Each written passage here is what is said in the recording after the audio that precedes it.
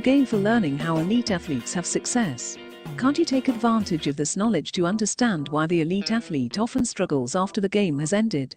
Today on Essential Leadership Skills with TEDx speakers, we unlock this secret. Join Director of Operation Glenn Daniels and his guest, the CEO and founder of the Athlete Book, Ryan Drummond. This is a Touchstone Publishers presentation, your trusted source of leadership knowledge. Good morning, everyone. You know, it doesn't matter what time of day it is. It's always morning for me. We want to welcome Ryan Drummond to our podcast this day, afternoon, evening. Hi, Ryan. How are you? I'm doing well, Glenn. Thanks for having me on the show. Well, thank you for having and producing your TEDx talk. I think I tell a lot of folks the reason why I decided to start using TEDx speakers for these because they have a passion for what they're doing. And that's going to come out as we discuss your TEDx talk. But before we even get there, I have a question for you. Can you share with us what is unique, powerful, and a need to know about either you or your TEDx talk or your company, your organization? What's unique, powerful? Do we need to know about it? Well, you know, you started this off about passion, and our whole talk is about identifying your passion. And really it's tailored towards the college athlete, because the college athlete is passionate about their sport. Otherwise, they wouldn't go on. Only 7% do. I think I mentioned in my talk, play at the college level. Only 2% play at the Division I level. And you need to have passion and vision to get there. And so the message is, how do you extend that passion and how do you extend that vision to what you're going to do next? And so you bring that passion into your company then, that same level of passion.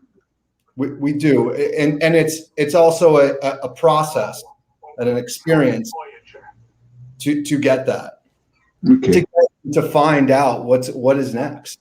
Okay, so now in college you had that passion because you played soccer. Is that correct?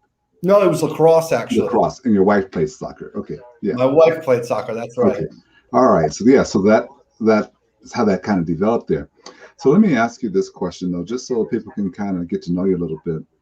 When you decided to do this TED Talk, when you said, okay, this is the subject I want to do it on, and this is what I want to create, and this is how I want to go about getting it, can you tell us about that journey from either how you created it, what caused you to put it all together? How did you go about the time period before you actually got on stage? What was that whole journey like up until the day you got on the stage? It was a journey. You know, I'd spoken in front of groups and teams and internship programs before in the past. I was like, oh, I got this. This is going to be fine. And, you know, when I was asked to do it from the time until I did it, COVID hit. So we kind of pushed it back a few months. So I said, okay, I've got time. And what I did in kind of preparation is I would go on really long walks. I live across the street from high school. And what I would do is I would listen to audiobooks that were kind of in the same vein of what, you know, my purpose, passion, and pursuit and message was going to be, just to look for some influence. The two that come to mind that really stuck with me during this time period was Angela Duckworth's book on grit. And I also listened to Benjamin Hardy, Personality Isn't Permanent. And the third one, oh God, I'm blanking on the title, but it was basically on how to deliver a TEDx talk. And so what I would do was I would walk and I would listen, but then when you're walking and you're listening to these authors, I would then have my own thoughts on how it pertains to what I'm talking about. And so I would stop and I would dictate into my phone on Evernote ideas. And so after doing that for months, I ended up having more than I could have used. Do you hear feedback noise? I don't hear feedback, but I hear just a little bit, the audio's clipping a little bit. But okay. Well, anyway, we'll push through. I was able to, I had all these notes, and then it was almost like I had too much. I had to whittle it down.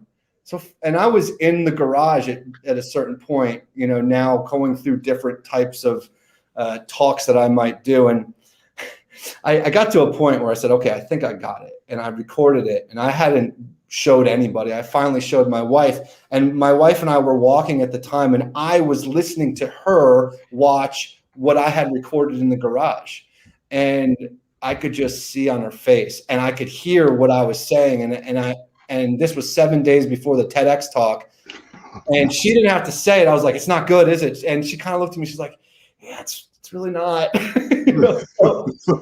And just started ripping away anything that was superficial, anything that wasn't real, and what I was left with was basically what I delivered on that day. Now, when I go and I listened to it this morning, which was also a little hard for me to do before, just to prepare for that. Yeah. And in the TEDx book, one of the things that the author said was, people will forgive you if you stumble over your words, as long as what you're saying is authentic and true, and your passion is driving them through a story. And so I kind of kept that in mind, giving myself the okay before the talk to say, hey, you might stumble, you might repeat yourself, but as long as you know where you're going, you're going to be fine. Two questions come out of that. So you kind of already laid it out a little bit. How difficult was it to take all that information and decide what you had to delete, put it into a 17, 18-minute talk? It was tough. It was hard. It was one of the harder things that I had to do. I'm looking forward to doing another TEDx talk. It will be interesting to see my approach for that this time go around. But I printed all of the out. It was like 60 pages of dictation of thought. Wow, that's 2 days worth. Yeah, so I don't even know. We went on our summer beach vacation. I remember having it in my lap with a pen, and now I'm crossing stuff out, but I'm writing more stuff. So yeah. It was not an easy thing, but that's part of the process of any athlete that comes into the athlete book. They go through a 2-minute career discovery assessment. It's an interesting self-experiment of self-discovery, and it'll show you your 2 most dominant traits. And my 2 most dominant traits are inventor, visionary. And so being so, I have a lot of ideas, which can be a blessing and a curse, because you have to focus yourself. Otherwise, you're like the Disney cartoon where the dog sees the squirrel. So yeah, exactly. Yeah, you got to hone it in, and that was a difficult part of my process. But it's you have to go through that stuff to get onto the other side. I find that interesting. Inventor, visionary. When you're telling your story, I was seeing some kind of analytical person, because if you had 60 pages of written notes to go through, you're pretty analytical about things. Well, it's funny. One of the catalysts for me to leave JP Morgan Chase in 2015 to start the athlete book full time, I did a personality assessment with a professional who just looks at the data on the back end. This was a much more in-depth one, and he said, you need to partner with somebody who's an analyzer, someone who wants to do the research. I want to be out there with the ideas. I like to analyze my ideas, but when it comes to data sheets and analytics, that's where I need to partner with somebody who can complement my strengths. I need to partner with somebody who wants to do the work. Exactly. So, jump into your TEDx a little bit, and going out of order, what I thought was going to happen, which kind of is always the case, but you talked about this 770 assessments. I think it came from Gallup, but maybe you did it. 770 assessments that you put out. That was your guess. That was one of the athlete book's research. Okay. And what was the number one strength? And I think I asked you that. I know what your answer is going to be, but I asked you that because we can quickly correlate it to something else. Yeah. So just like I'm a visionary, the most 69%. Thank God I listed this TEDx this morning. I want to know these numbers. 69% were indicated as visionaries. And as I was saying in the earlier talk, it makes sense, because as an athlete, you have to visualize yourself playing at the next level, because it's not easy. And you have to visualize yourself winning there has to be that kind of endpoint in mind, a championship winning, even on the micro level from, if you have got a game on Saturday, win or lose, whatever happens that game, you got another game the next week. You have to visualize yourself performing optimally, making sure that the plays that you have to run. So yeah, I mean, the athletes by trait seem to be heavy on the visualization side. So when you push that out to leaders, and you said something that's critical there, end in mind, you have to have a vision of how you want it to end up. So you're saying athletes, I remember seeing a long time ago, forget the gentleman's name, Edwin Moses, I think. He was actually laying on the tracks before the Olympics, and they said he's just visualizing his entire race, step for step, the entire race. So of course he was so deep in his visualization, when it came time to run, he won. He won the gold. But you're saying that is just something that the more than successful, the elite athletes do, and maybe that's a trait that everyone should take a look at. How do you want to come out and visualize it? You're conditioned to visualize with your coaches. I mean, game film sessions, and it's just hammered into you. I remember my brother was training for the Winter Olympics in the luge, and he's 8 years older than me. Luge is like the bobsled, going down the track. And I remember him going like this with his head. And if you're just listening to this on audio, just nodding his head back and forth of where the turns are and so forth. That's kind of also always stuck with me in that regard. Okay, because I can see that, because he's seeing the turns just like you as a leader can see the potential problems coming up, and then how you navigate through this. Very, very good. So visionary. What was next? 69%, that's more than 2/3, but what was right after that? Just out of curiosity, do you remember? Oh, I would have to go back. I would be guessing if I did, but it's, anybody who's interested in taking this, it's the system guides you right to it. And right now for athletes, it's free. So they can go in there and it'll show them a series of 56 pictures. It's both based off the whole room theory and related to the big five. And it's fascinating. And then after you take it, it takes 2 minutes. There's a 3-minute video, which I just recently produced, that walks you through what to look for. And these are important because, especially as a young person, when you go into an interview, most likely the interviewer is going to ask you, tell me about your strengths and weaknesses. And if you, as a young person, can talk from a position of as self-reflection, like I've done the work, and based off of the work that I've done, these are the 3 strengths that are strongest. And you can talk about that, and you can tie that to a story or an example. That is going to impress the interviewer, because they're really not expecting somebody coming right out of school to be able to talk about themselves from that perspective. I wonder if employers expect anyone to come out from that perspective, but that would be a very powerful spot to start in. Here's my strengths, and if you could put them into a story. Yeah, right. That's a really powerful perspective. And if you think about it, you had a great story in your TED Talk that is carrying it, and athletes have a pretty good story about what happened in their athletic career. So maybe that all helps. It comes together creating those stories. Because the one that's just on my mind right now is the guy screaming at you to forget about the cheese, is just stop eating cheese. So, I just put that out there as a teaser so everybody can go listen to this and say, okay. So he's the head coach of a Georgetown lacrosse program too. They had a very successful season, but my senior year after break, I came back a few pounds too big. And he broke down, what are you eating? Say, stop eating so much cheese. Yeah, stop eating it. And it sounded like he didn't say it very nicely. He's a great guy, though. We love him. Yeah, yep. When you looked at your research, you also, the gallup, there's a gallup result that you had. Yeah, can you share that with us?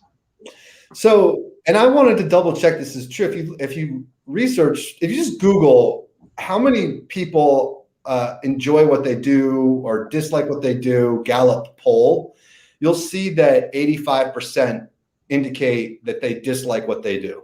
Oh, look at that. You got it right up. So I say in my TEDx talk, if you love what you do, then you represent the 15%. You're passionate about what you do. And another thing I mentioned in my talk is that passion is contagious, right? And so what can we do to get you to share your world? Share your world with others that are trying to figure it out. And I also talk about an example that happened while I was preparing for my talk when Kevin Hart, comedian, actor, mogul, was on the Joe Rogan podcast and said, Joe, I'm successful and I know the barriers that I had to get through this. I'm just going to share that. Not enough people are sharing information. And that's the other part of it. One, as an athlete, you have to, and as athletic departments, we have to measure how often athletes are getting exposed to worlds and perspectives outside of sports, ideally from people that are passionate and love what they do, because it's contagious. And so, since that TEDx talk, we've gotten about 20 different professionals to record content on our platform that we cut up and we put point attribution onto it so we can measure athletes going through, and we can gamify it by doing average points per team, putting the coaches on a leaderboard. Nobody wants to be on the leaderboard. So the football coach is on the bottom of that leaderboard. Guess what he's going to say? Hey, guys, this is not a good conversation that I want to have with the athletic director. And he can see his individual team leaderboard. Hey, Sure. These 5 athletes didn't do anything. And we also do virtual events. So now it's like, hey, you can go to that virtual event and get 50,000 points and jump up to the leaderboard. So it's encouraging that exploration process. It's funny how gamification really can help people. Here's the question, though, that the reason why I captured that 1585 and the passion is contagious, because I think what you're saying is if you have passion, you can lead 85% of the people. That's what I took from it, but I'm not so sure that's what you're saying. But is that what you certainly can influence them, right? Okay. Because what's better than, and I've had this before where I do a lot of career counseling with friends, family, people that reach out in our events. And it's so often, and it's heartbreaking when you see a talented person miserable in their role and stuck there because of the security that it provides. And the longer you stay in, the harder it is to get out. But how rewarding is it when you finally convince them to make that leave, take that risk, and then 6 months later, they've now joined the 15% and they're happy and you can see it. And it's like you can always recover from making a bad move if you can, but you don't want to be on your deathbed with regrets. Yeah, you can recover from that. No, that 85% that are not happy, how do they get through? I guess there was a time that I blocked out my mind when I wasn't doing what I was happy with. How do they get through the normal day? Is it just something they kind of blank out, and then in order to get through it, they connect with somebody else, some charismatic figure or something? Autopilot, distractions, mobile phones, social media, pornography, alcoholism. I mean, these are the things that I think when you're in that 85%, you're more susceptible to falling into the vices and the dangers of society. And we all do it, but how oftentimes, if I go on, sometimes like the other day, I wanted to go onto Facebook Marketplace to find a weed whacker. All of a sudden, I hadn't been on Facebook in a while. I'm scrolling through my feed. I'm like, what am I doing here? I got things to do. We got, so, and that's where the grit that athletes have comes into play, knowing the end point, knowing the pursuit, because as a professional, no matter what you do, you just have to show up and you have to practice. You have to take the steps forward. And when you're passionate about your pursuit to the end point, you're more alert to the side streets of social media or the side streets of addiction. Because if I went out last night and had a bunch of drinks, it would be hard for me to have this conversation. So that's a side street, So how do they get through it? They do it in an unhealthy way, in my opinion, my guess as well. Okay. Well, then on the same hand, these athletes, who have the passion, who are the tops of the top, while they're in that pursuit of athletic success, they're full of passion. But what's being done after that? Graduation from college or get the gold medal. How do we measure their success? And are we measuring, why aren't they being successful? Yeah. It's such our whole message is that we need to be grooming and preparing while they're that athlete. Because and I said this in my TEDx talk, the thing about an athlete's passion specifically to the sport is that there's an end point. Like there's a point where they're going to be done competing. They could stay in the sport, broadcasting, coaching, athletic administration, but it's not the same thing as competing. Right. So they have to know that they're going to be writing that retirement letter, whether that goes out to the public or just to themselves. And they're going to have to be, the more they know, the more they've been exposed to the 15%, the better they will do with the identity transitional shift to what the next pursuit is. And that is our whole thing, because whether it be veterans, whether it be athletes, it's young people that have endured challenges consistently to meet a end goal in a time of their life that's in their early 20s. Those to me are the most valuable assets in our society to push us through the many challenges that we're facing, global warming, social unrest and all these other things, right? So we have to get the people that are passionate professionally working in those fields, and they have to be engaged with them so that they know this is where I'm going next, and get involved from an apprenticeship and an internship level while they're still an athlete, even if it's micro. I mean, the micro internship now you can do in a day or a week, and get that exposure. Right. That's interesting. I'm not familiar with micro internship. Tell us, that's just like a week or weekend of doing some form of work for a different company or something. Yeah, I mean, different companies are starting to recognize it. We had Richard Hall, who works with the Clemson football team with their career development and life skills. If you're an athlete in that environment, football takes up so much of your life that Clemson's, I think it's the Paul Journey program. They've done a great job of getting just different companies and brands to provide little mini experiences so that the athlete can say, is this something that resonates with me or not? I see. Okay. Yeah. And that's also part of my job, right, is to be out there and sourcing those kinds of opportunities and helping the organizations shape and program that, right? And so how can we do it how can we help facilitate that so it's easy for the company, and so it's easy for the athletic department, it's easy for the athlete, and it's measurable on all accounts. Okay. Now, this has come as a bit of a surprise because just yesterday we started the process within my company of our interns for the fall. And so you're saying you could help source that if there's other companies, my company, other companies that might be interested in sourcing interns on the micro level. Yeah, we actually just released our job board last week, and it's funny. It's right in front of me right now. Okay. I did a LinkedIn post about it.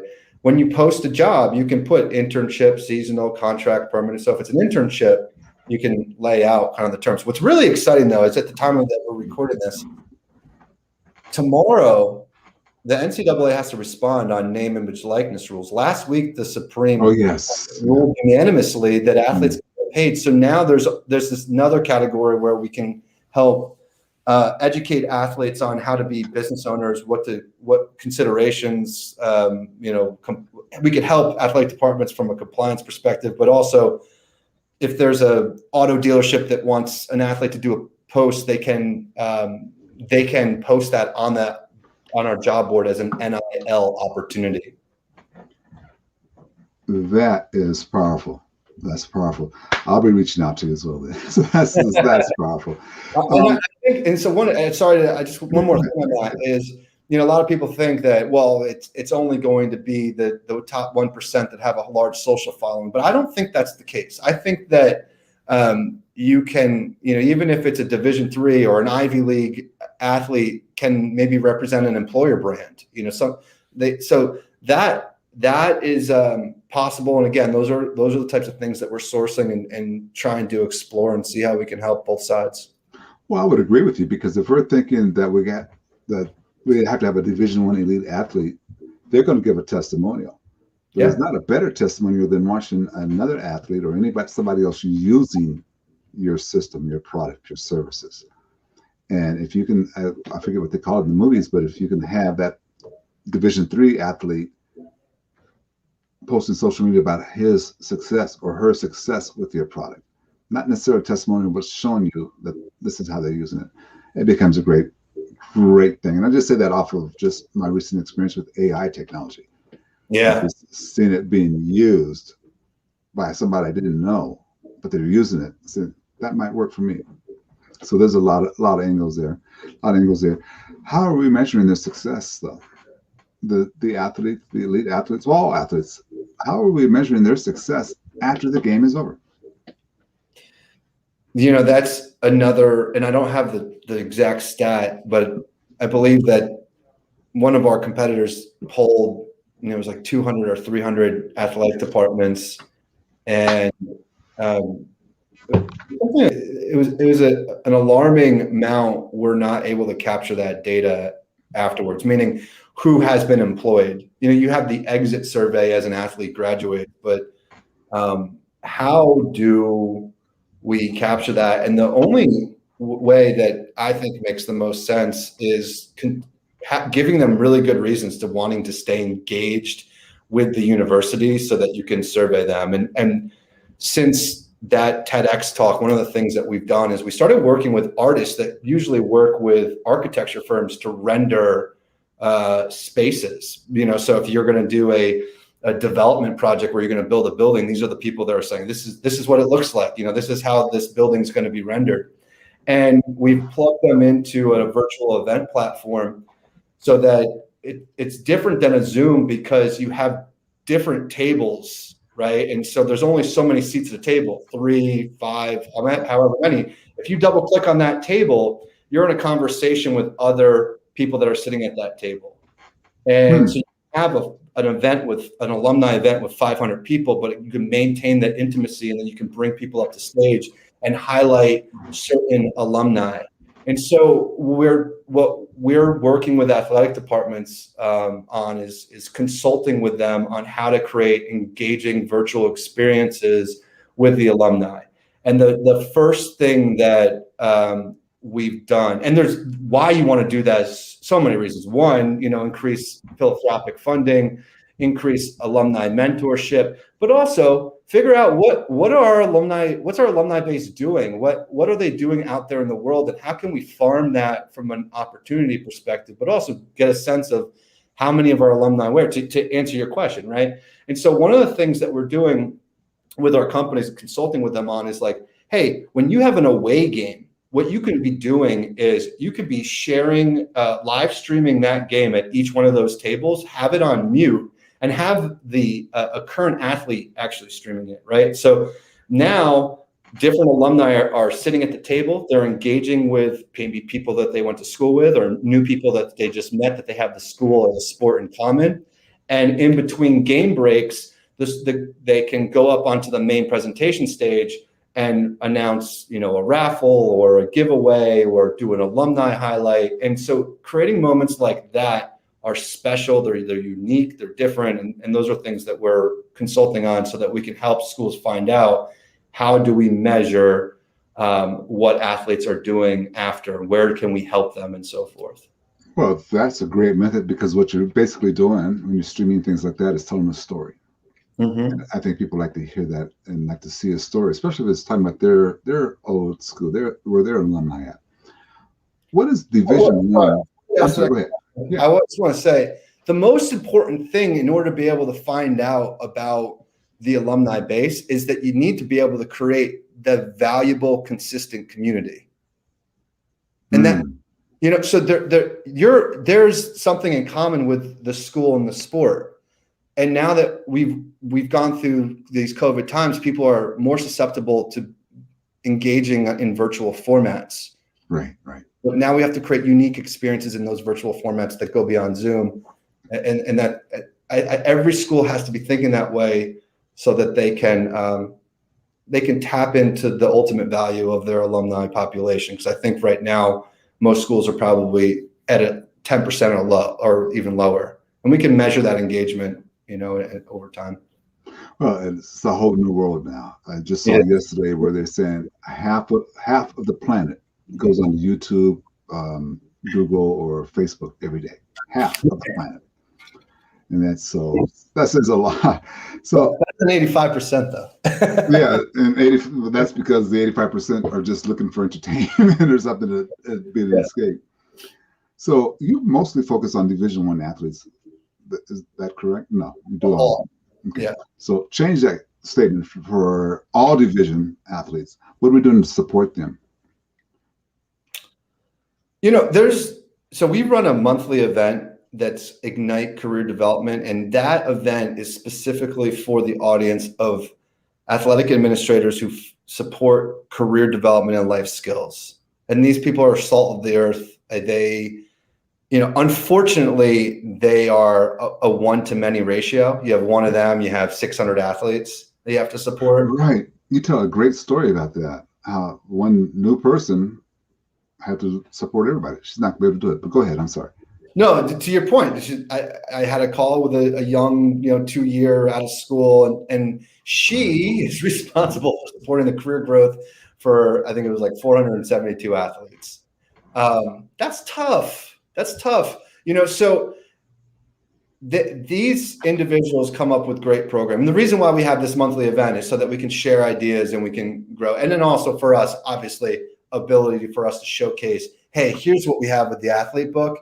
We are not looking to replace your efforts. You are the composer. We are the ability so you can better measure, you can create gamification, you can access our professionals who are 15% of passion to come and deliver this information to your athletes. And if you have a freshman that comes in working through that program with the athlete book, and they're getting access to these virtual events where they're meeting alumni, they're accessing these lessons from the 15%.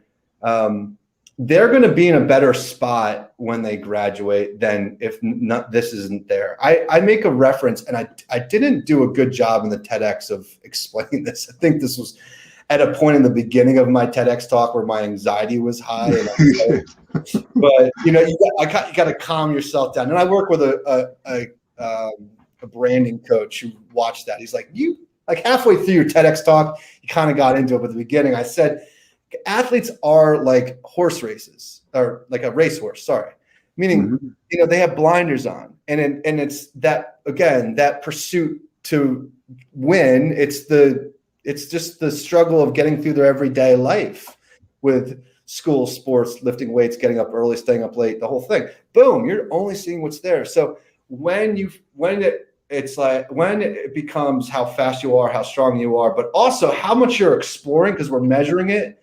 Well, the athlete may not like that, but we'll try to keep the content short, 2 to 5 minutes long. But by the time they're a senior, they've got exposure now to maybe 100 different types of perspectives of the 15% of people that are passionate. And what happens now? The blinders come open. No longer are they just seeing like professions as coach or athletic administrator, or not that those are bad professions, but I'm just saying they're who their family's related to. Now all of a sudden they go, I never thought about that kind of industry, and this is somebody that delivered it and it was entertaining and so forth. So wow. How you support athletes. I got to tell you, Ryan, what hits me about what you just said, habit number 6 from Stephen Covey's 7 Habits of Highly Effective People, synergy. Create synergy. Athletes can be better prepared for the world, and they have this synergy with all levels of other passionate people. If you're a leader out there, why don't you give that same thing to your team? Because the 85% who are not interested right now, who don't really like it, but that synergy, they may, oh, wait a minute, I could do this. I like that. They have a synergy about it, or they at least they may not like it, but they don't want to let their teammate down. So therefore they'll go a little bit harder. Yeah, that's it, that accountability to each other. The other thing that, and I think schools do a good job of this, but I think that, I think it's an area that we can also help facilitate is developing the leadership qualities with the athletes.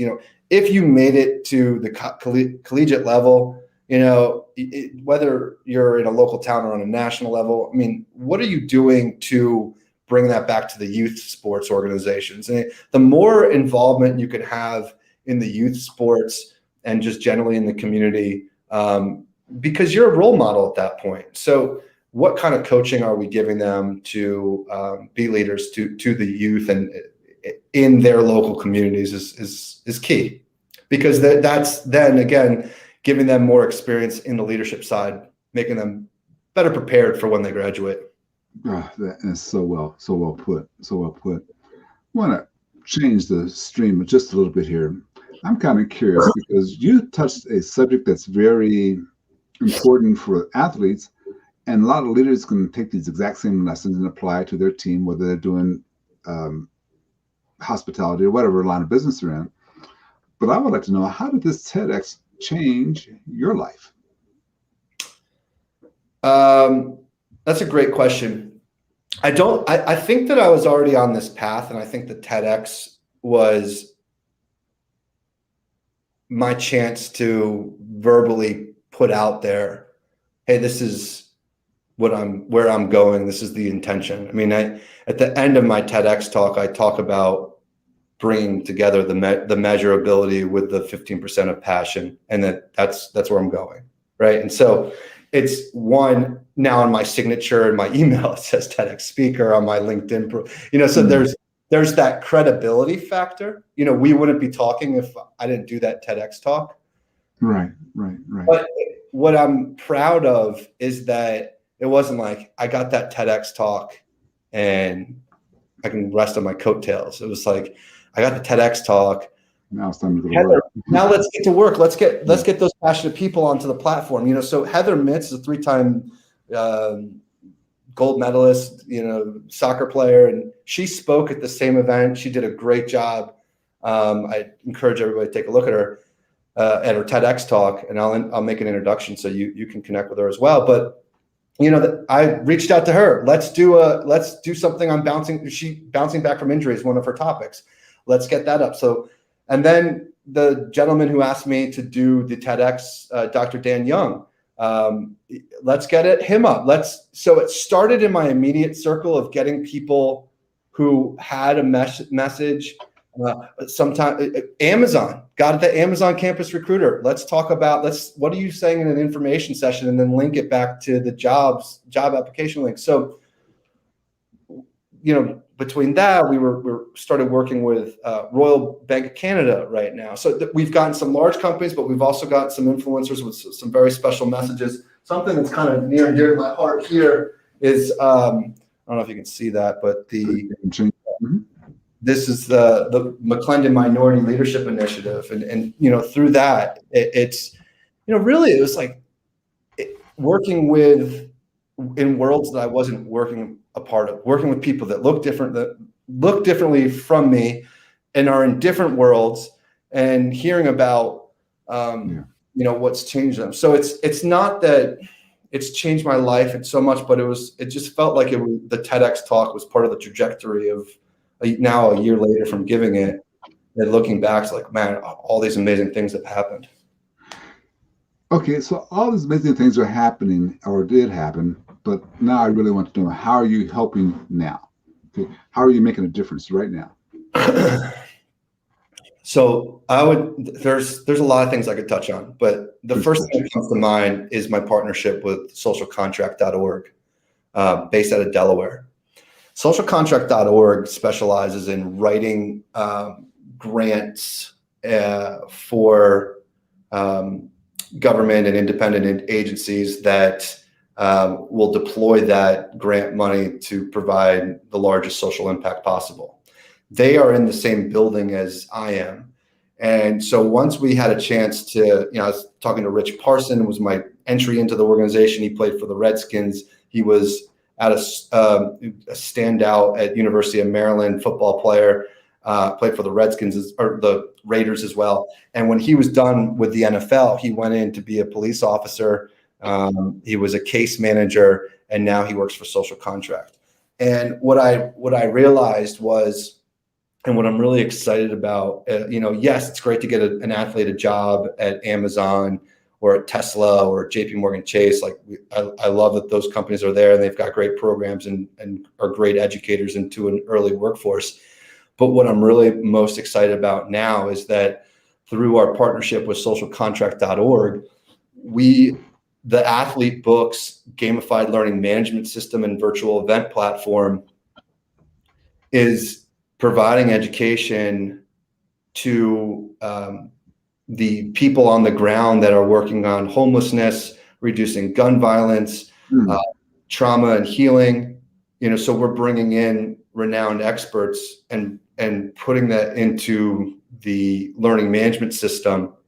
And it's now we've beyond just athletes, we're doing a little bit of a rebrand that will be Tab Professional Services, Tab Government Educational Services, so that we can help that recent graduate making $30,000 a year who's a case manager walking into a crazy situation in a broken down neighborhood.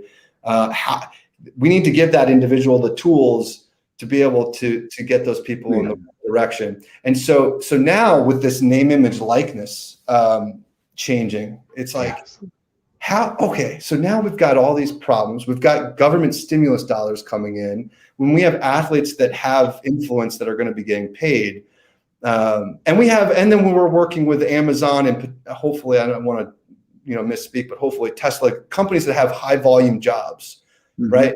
So I just feel like we can be in this position where we can get athletes to talk about, bring awareness to these programs.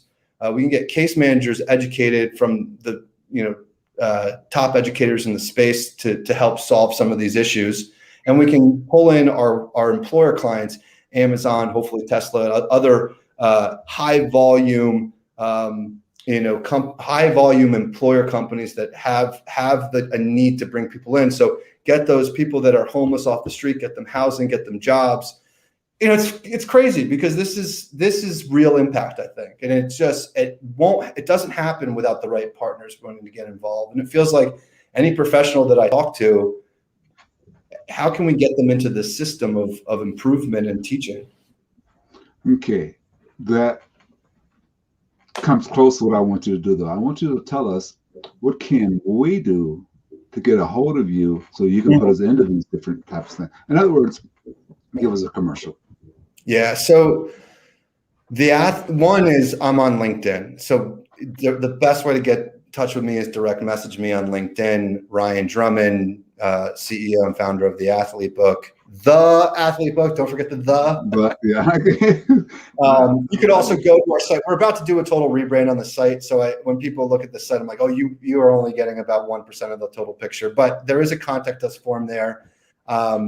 We are changing our login so that not just an athlete can sign up, but anybody could sign up. If you want to get involved in our community, come to one of our events. We host events all the time, and you're going to be amazed because we've got really cool virtual spaces that we're doing these events in. And if you're one of those people that are passionate about what you're doing, you're associated to opportunity, you like the idea of hiring athletes, come to us. We're here for you. There you go. That's a good commercial. That's a good commercial. And that's what I want to make sure that people are able to get a hold of you and make sure that they understand the process that's required. And because this is number one, I think it bleeds over from the elite athlete to the elite employee. And as long as we're doing a good job with it, I think that's how that's can work for us. So again, the Athlete Book, by you, of course. So put that all together. Here's my kind of wrap up question, which oftentimes turns out to be a long question, but we're going to ask you anyway. What question should I have asked you that I did not ask you? This is just the first thing that popped in my mind, so I didn't have a response for this, but no, not because I didn't prepare you for it. So yeah, what is the athlete book doing for the future? I mean, specifically when it comes to cryptocurrency, right? I think that there's a world in this as well. You probably didn't think I was going to go in this direction, but no, but it's great.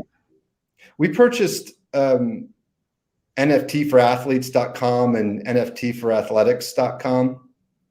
And there's nothing up on those sites right now. But with this name, image, likeness rule change and athletes having all these new opportunities, for those of you that aren't familiar, NFTs, non-fungible tokens, there's a lot of different use cases for them. Actually, Glenn, I think we talked about this when we were in our early interview. I mean, book publishers can link their publication to the blockchain and maintain a royalty. So in that, a student buys a book, after the semester, they resell it. Typically, publishers don't see that resale value. Well, now linking it digitally on the blockchain, they can. And the same thing has happened with baseball, football, basketball trading cards. And so there's a big market that has opened up. And yes, it is 100% a bubble.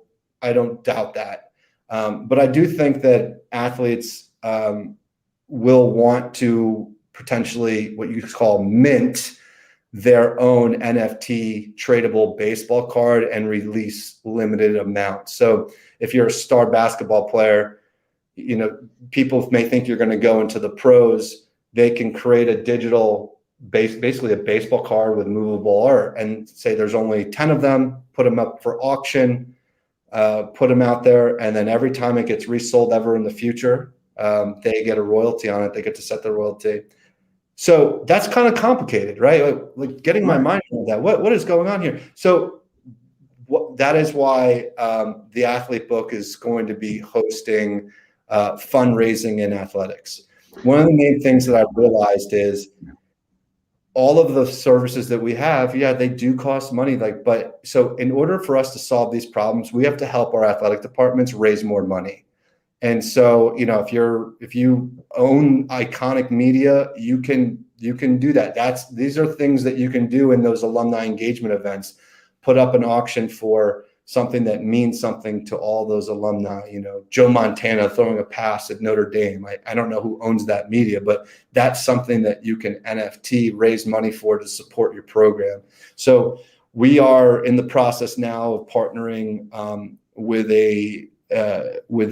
with services in that space that can provide the education on crypto and NFTs and how it relates to fundraising and just fundraising tactics in general. Well, and it's complicated. So I'm glad you're there in that space or building that space because it's complicated because mostly this is how we're getting rid of banks, the NFT process. So, and of course they don't want you to they want you to still put in, using your credit card and all that. So that NFT process is how we're getting rid of banks, I believe, how we're making the playing field even. So, but I'm glad you're in that space. It is going to be something that's very, difficult to learn, but very important to learn. And I think it's important to note that I am not the one who's going to be delivering the education. And that's just like with any topic, right? It's like there's we only know what we know, so we have to partner with the leaders in the space that represent the 15% of people that are passionate to come onto our platform, teach it live, let us repurpose that in an evergreen gamified fashion so that there's a long tail on their education and a long tail on the impact that their live message makes. And then for important categories, we're going to try to create monthly forums to bring a community of professionals that are interested in that space. That's a powerful space. That's exactly one of the things our researchers are researching right now, is to figure that whole process out. Because you started that. You're the one who started that when we had our discussion a couple of weeks ago. Yeah. So wait a minute. I'm good. Yeah. That's why we have to have these conversations. Yes, synergy. And you're doing that all the way around. I have to absolutely thank you for your time. You're making a difference. I think it's really a transferable lesson because we all want to be elite. So I think it's a very transferable, powerful lesson. Appreciate your time with this. It's been absolutely fantastic to have you on board. Thank you. Glenn, thank you so much. One, I'm so impressed with how dialed in you are with your automation with your guests. You make it really easy. And two, I hope that I can come back after I give my second TEDx talk. And three, I hope I can introduce you to some of my TEDx friends. Well, one, thank you very much. I'm getting better at that. Two, you're more than welcome to come back, even if you don't do your TEDx talk right away, because there's more ground to be covered there. And three, I'll take the great content any day of the week. Love it. Thank you for connecting with us here at Touchstone Publishers. Please join our group Essential Leadership Skills and share your leadership knowledge with us all.